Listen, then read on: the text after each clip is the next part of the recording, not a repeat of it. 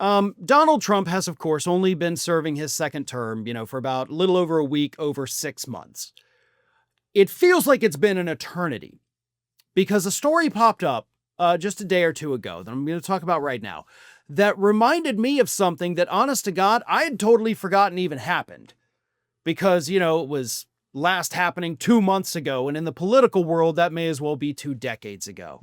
But I'm sure everybody remembers that when Donald Trump first came into office, one of the first things he wanted to do, and he talked about it for months, was forcibly taking over Greenland from the country of Denmark.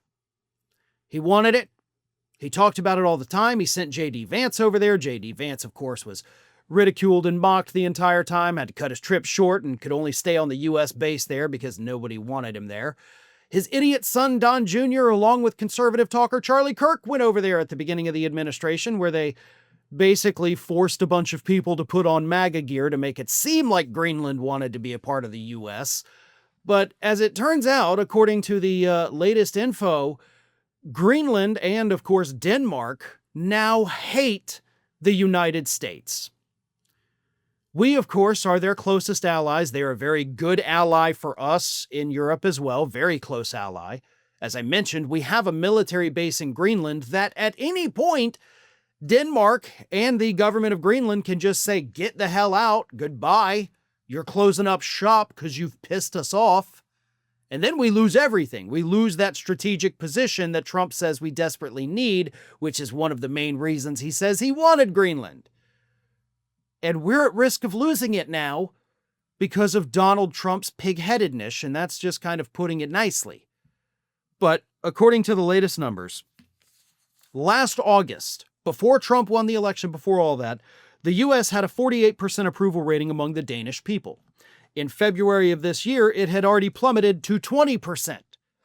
So we were already kind of struggling with them. Not even quite at 50%, but now it's 20%. And actually, the last time this was polled was in February.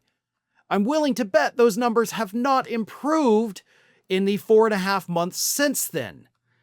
And then, of course, conservative Danish lawmaker Rasmus Jarlov said, quote, "It's a very big change in a very short time. We have always talked about the U.S. as our closest ally.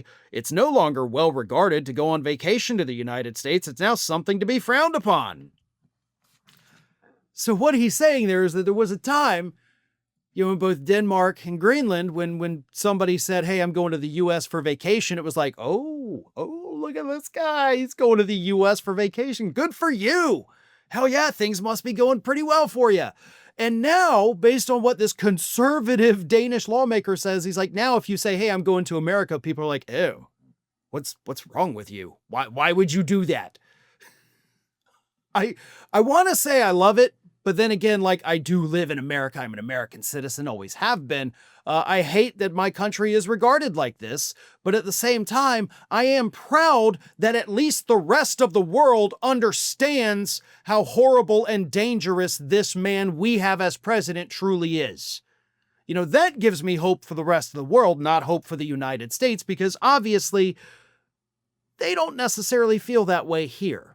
I mean, more and more polls are showing people are feeling that way, but not enough of them.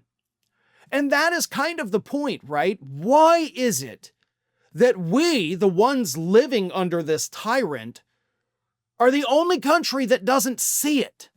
Is it one of those situations where you can't see the forest for the trees? Because everybody else in the rest of the world sees it. Everybody else sees the dangers.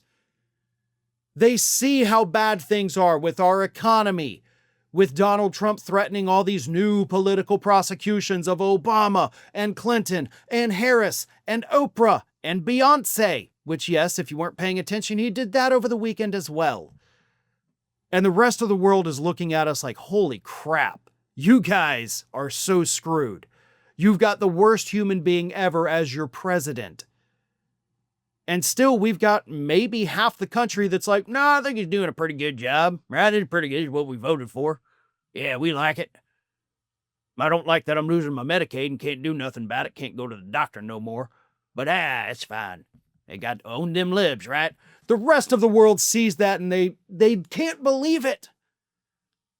But here in the U.S., again, we've got almost half the country that's still like, yay, This is great. This is what we all wanted. Maybe it's because the rest of the world doesn't have the same kind of conservative propaganda that we have in the United States running cover for Trump. I don't know what it is, but I know that everybody outside of our borders can see it. But the people inside seem to be struggling to figure it all out. Thanks for watching today, everybody. And don't forget, if you're not already, please do subscribe to this channel. We have fresh content going up every single day, and I would really hate for you to miss out on that. And speaking of missing out, if you're not following me across all other social media outlets, then get on it. You can follow the links in the description of this video.